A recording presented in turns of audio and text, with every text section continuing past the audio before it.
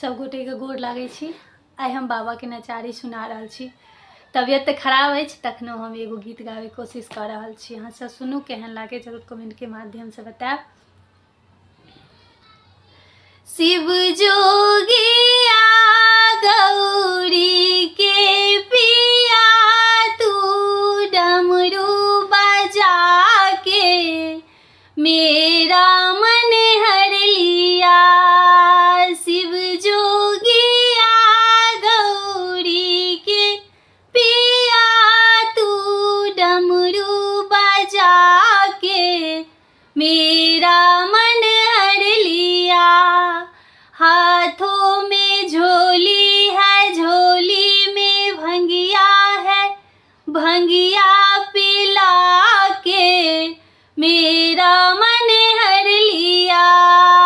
शिव जोगिया गौरी के पिया तू डमरू बजा के मेरा मन हर लिया। हाथों में डमरू है, डमरू में त्रिशूल है, त्रिशूल नचा के मेरा मन हर लिया। शिव जोगिया गौरी के पिया तू डमरू बजा के मेरा मन हर लिया।